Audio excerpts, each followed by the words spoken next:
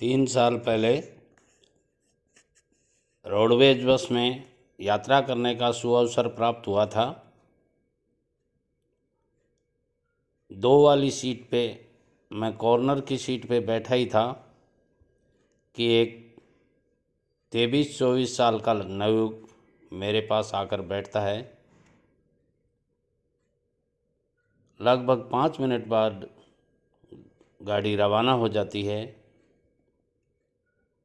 सफ़र में समय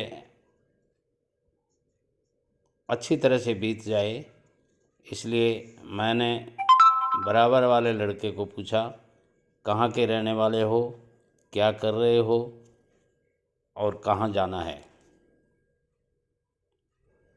उस लड़के ने कहा, सर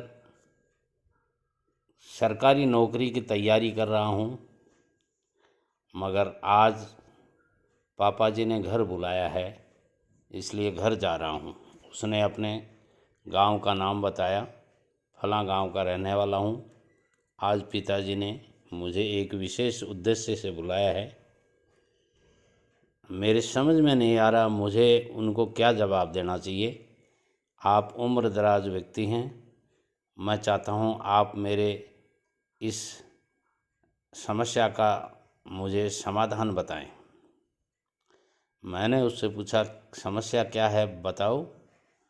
कि मैं सरकारी नौकरी की तैयारी के लिए यहाँ कोचिंग करने आया था, मगर आज पापा जी का फ़ोन आया है कि तेरी शादी तय कर रहे हैं।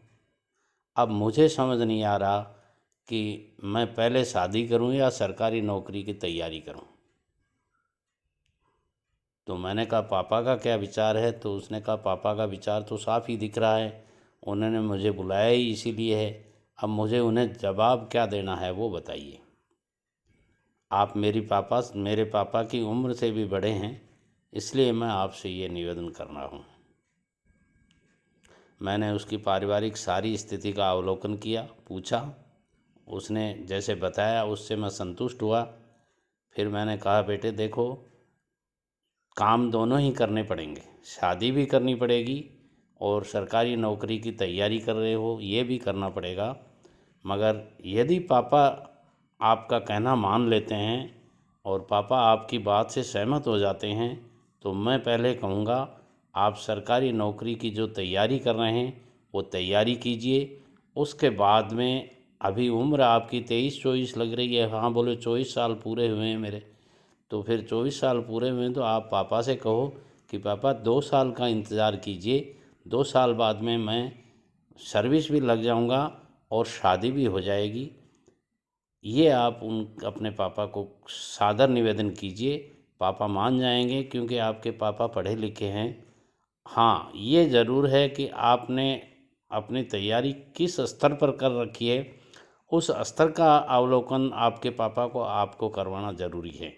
तो आप अपने जिनके यहाँ कोचिंग कर रहे हैं उन अध्यापक महोदय से एक फ़ोन करवा सकते हैं, उनके द्वारा ये कहलवा सकते हैं कि आपका लड़का अच्छी तरह पढ़ रहा है, इसे ब्रेक मत दीजिए। शादी के मामले में लड़का 4-6 महीने पढ़ाई नहीं कर पाएगा और इसका 1 साल ख़राब हो जाएगा, इसलिए 1-2 साल आप इंतज़ार कर लीजिए, तब तक ये सर्विस लग जाएगा।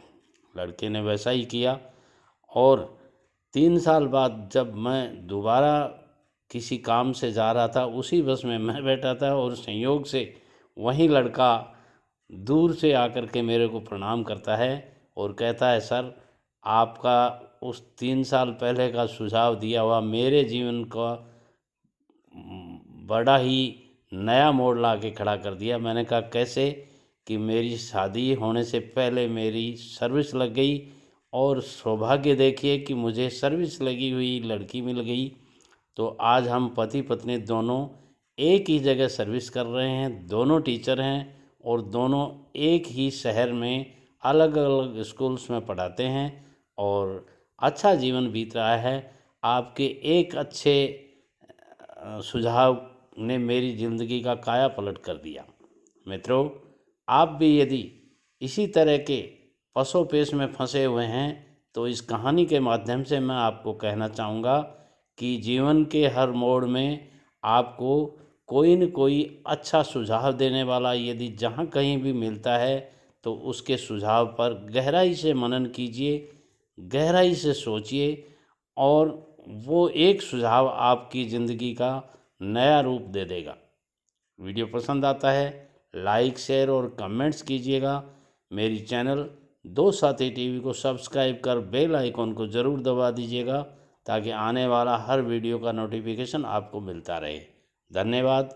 स्वस्थ रहिए, मस्त रहिए, मगर अलमस्त कभी मत रहिए। धन्यवाद।